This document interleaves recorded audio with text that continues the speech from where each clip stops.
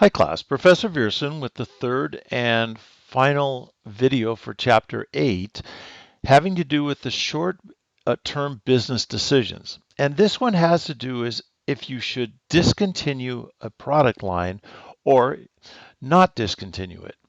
So looking at this problem, it says members of the board are surprised that the industrial systems product line is losing money. Okay, so if you look at the operating income or loss, the industrial systems, if you look down here, is losing $59,000. They commission a study to determine whether the company should discontinue the line. Company accountants estimate that discontinuing industrial systems will decrease fixed costs of goods sold by $84,000 and decrease fixed marketing and administrative expenses by $12,000. So remember, with all of these short-term business decisions, we're looking for relevant costs and relevant revenues. So the first thing it says, the contribution margin lost if industrial systems is discontinued. So if you remember, contribution margin is simply the sales revenue. So $330,000 sales revenue, industrial systems, minus the variable cost of $33,000. And then, of course, also minus the $63,000.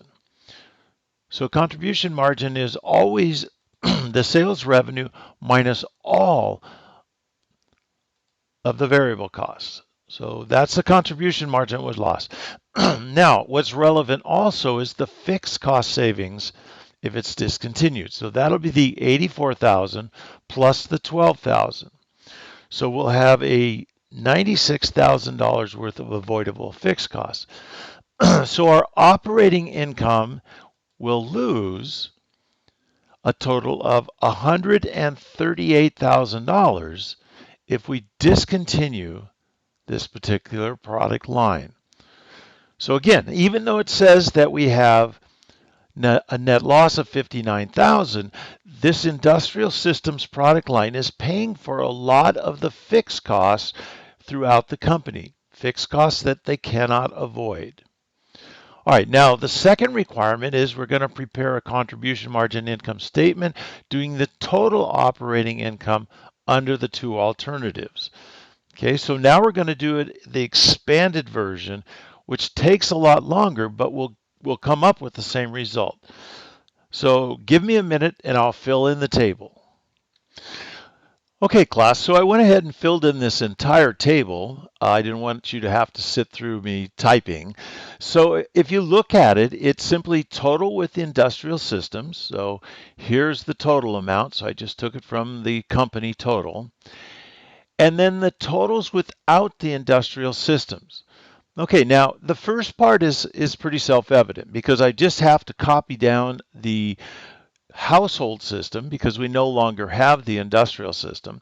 And the variable costs for this is going to be 46,000, and then of course jump down here, here's the variable cost of 77,000, and so this all totally makes sense.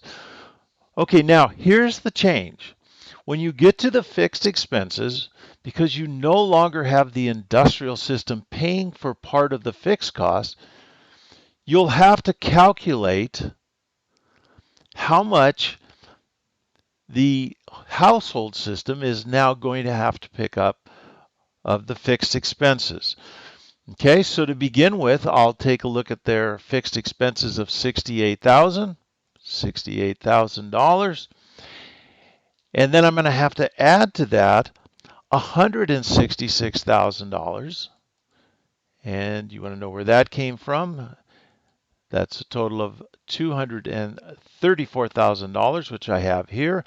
That $166,000 came from the $250,000, so I'll show you how I got that. The $250,000 that the industrial system was paying for minus the avoidable $84,000 that it tells us about.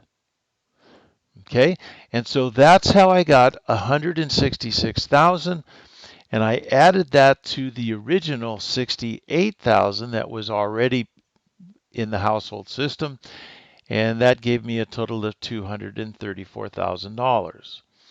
The marketing and administrative expenses, that's going to be the original $24,000 that they have here, household systems, marketing and administrative, $24,000, plus they also have to pick up the $31,000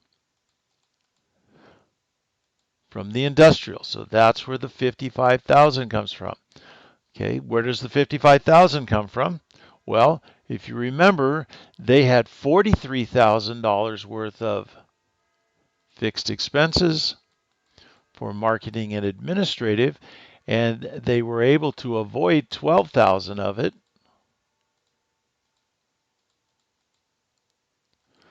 So that meant 31,000 remained. So 24,000 plus 31,000 is how I got 55,000. Okay, so you can see the company with the industrial systems makes 106,000 operating income. Without it, they have an operating loss of 32,000, the difference of 138,000. And as you can see, using the incremental approach, I got to that number very quickly. Using the total amount approach, I got to the same answer. It just took a lot more. So to answer these questions, you can see that if I calculate using the discontinuing a product line, using either one, they're going to be equal. And as requirement 1, and the last question then, it asks you, this demonstrates the incremental analysis approach in requirement 1 yields the same result as the longer approach in requirement 2.